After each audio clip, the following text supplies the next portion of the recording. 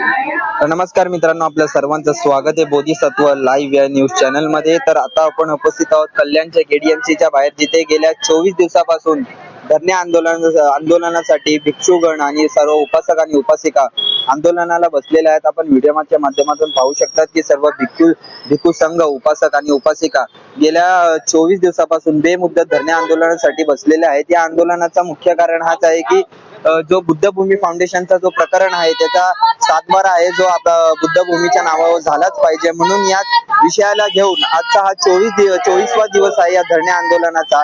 तरीही उपासक आणि उपासिका आणि पूजनीय भंतेजी त्यांचा न्याय आणि त्यांचा न्याय मागण्यासाठी ते लोक धरणे आंदोलनासाठी बसलेले आहेत। डॉक्टर बाबासाहेब आंबेडकर आणि तथागत भगवान गौतम बुद्ध यांच्या शांतता आणि समतेच्या रस्त्याने हा धरणे आंदोलनासाठी सुरुवात झालेली आहे। हा आजचा 24वा दिवस असूनही अद्याप अजूनही प्रशासनाकडून त्यांना कोणत्याही पद्धतीचा सकारात्मक निर्णय मिळालेला आपल्याला पाहायला नाही मिळत आहे। आपल्या सोबत काही इथं उपासक आणि भंतेजी जोडले गेलेले आहेत, आपण त्यांच्याशी थेट संवाद साधणार आहोत। काय सांगाल?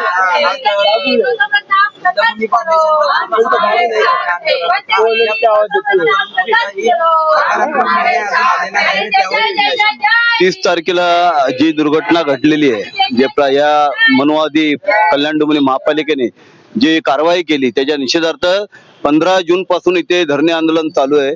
परंतु आजपर्यंत हे मगरूर प्रशासन, हे कल्याण डोंबिवली महापालिकेचा आयुक्त असू द्या, अजूनपर्यंत कोणताही यांनी ठोस निर्णय घेतलेला नाही। आणि आमचे प्रमुख मागणी आहेत की बाबा, ज्या जागेवरती तुम्ही जे अतिक्रमण करून जो TDR तुम्ही तुमच्या नावावर केलेला आहे, की सातबारा तुमच्या नावावर फिरवला, तो सातबारा बुद्धभूमीच्या नावावर झाला पाहिजे। आणि आता जो सरकारने जे घात केलेला आहे की प्राधिकरण करायचं म्हणून, आमची प्रमुख मागणी आहे की कोणत्याही प्रकारचं प्राधिकरण त्या जागेवर होता का नाही, त्या जागेचा विकास फक्त आणि फक्त बुद्धभूमी फाउंडेशन माध्यमातून होणार आहेत। अशा अनेक मागण्या घेऊन आम्ही इथे बसलेलो आहोत। परंतु या गेंड्याच्या कातडीचा असलेलं प्रशासन अजूनपर्यंत दुर्लक्ष करत आहे। अजूनपर्यंत त्यांनी कोणत्याही मागण्या आमच्या मान्य केलेल्या नाही, काही चर्चा सुद्धा केलेली नाही। थोड्या दिवसानंतर आम्ही पुढील आंदोलनाची तयारी करतो आणि याच्या पुढील आंदोलन तीव्र असेल याची प्रशासनाने दखल घ्यावी, ही आमची त्यांना सूचना आहे। तर आपण ऐकलं असेल की इथं बुद्धभूमीच्या उपासक उपासिकांचं सर्वांचं एकच म्हणणं आहे की जोपर्यंत आमच्या ज्या मागण्या आहेत तोपर्यंत पूर्ण होत नाही, तोपर्यंत आमचा हा तीव्र लढा सुरूच असणार आहे। आपल्यासोबत काही महिला वर्ग सुद्धा जोडलेला आहे। काय सांगाल तुम्ही? बुद्धभूमी फाउंडेशनचा 24वा दिवस असूनही अद्याप प्रशासनाकडून कोणताही सकारात्मक निर्णय नाही मिळालेला, त्यावर सर्वांना क्रांतिकारी जय भीम। आजचा आमच्या आंदोलनाचा 24वा दिवस आहे, पण अजूनही सरकारला जाग आलेली नाही। एवढ्या रखरखत्या पावसात आमचे भंतेजी, शामनेर सर्व बसलेले आहेत। मला शासनाला एकच सांगायचं आहे की पाऊस जास्त पडला, तुम्ही लेट अलर्ट देता आणि शाळांना वगैरे सुट्टी देता। आज आमचे एवढे लहान लहान भंतेजी इथे बसलेले आहेत, तर तुम्ही त्यांच्याकडे सुद्धा लक्ष द्यावे आणि शासनाने याच्यावर लवकरात लवकर आमच्या मागण्या मान्य करून आम्हाला योग्य तो न्याय द्यावा, हीच आमची शासनाला सूचना आहे। पूर्ण राज्यामध्ये मुसळधार पावसाची हजेरी लागलेली आहे, पण पाऊस असूनही बुद्धभूमी फाउंडेशनच्या आंदोलनाचा 24वा दिवस असूनही पाऊस याची न पर्वा करता धरणे सुरूच आहे। अद्याप प्रशासनाचा कुठलाही सकारात्मक निर्णय आपल्याला मिळालेला नाहीये, त्यावर तुमचं काय म्हणणं? नाही, अजून काही त्यांचं सकारात्मक त्यांनी चर्चा पण केली नाही। आम्हाला इथे येऊन आमच्या धरणे आंदोलनामध्ये येऊन भेट दिली आहे।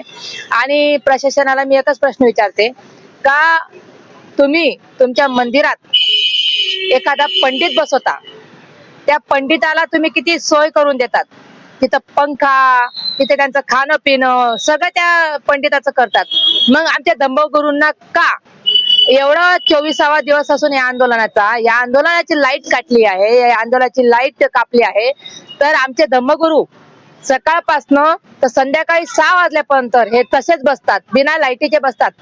आम्ही तर अन्न निवारा याचा आम्ही गरज भासून घेऊ, आम्ही बसायची पण सोय केलेली आहे आमच्या पद्धतीने, पण आम्हाला लाईट, इथले इतर कुठल्याही सुविधा असतील त्या आम्हाला द्या ना। जे आमच्या मागण्या तर तुम्ही म्हणतात, जे मागण्या तुम्ही म्हणतात, मी माझे हक्क म्हणेल, बुद्धभूमी आमच्या हक्काची आहे, आमचा हक्क आहे त्यावर, म्हणून आम्ही त्या हक्काने बोलूया, हक्काने मागूया। म्हणून म्हणते ते हक्क आम्हाला लवकरात लवकर द्यावे। आणि पुढील इशारा मी सांगते, जर आमचे हक्क आम्हाला लवकरात लवकर दिले नाही तर या सरकारला, या शासनाला आम्ही आडवं केल्याशिवाय राहणार नाही। आणि तात्काळ आम्ही महामोर्चा मंत्रालयापर्यंत आणू आणि तेव्हा आम्हाला हा हक्क आमच्या ताब्यात दिला पाहिजे, एवढी जाहीर मी आव्हान देते. कुठेतरी ताई 29 तारखेला जो उपवर्गीकरणाच्या विरोधात मोर्चा झालेला होता मुंबईमध्ये, त्याचाही निर्णय लागलेला आहे, पण अद्याप प्रशासनाकडून युद्धभूमीचा काही निर्णय लागलेला आपल्याला पाहायला नाही मिळत आहे का?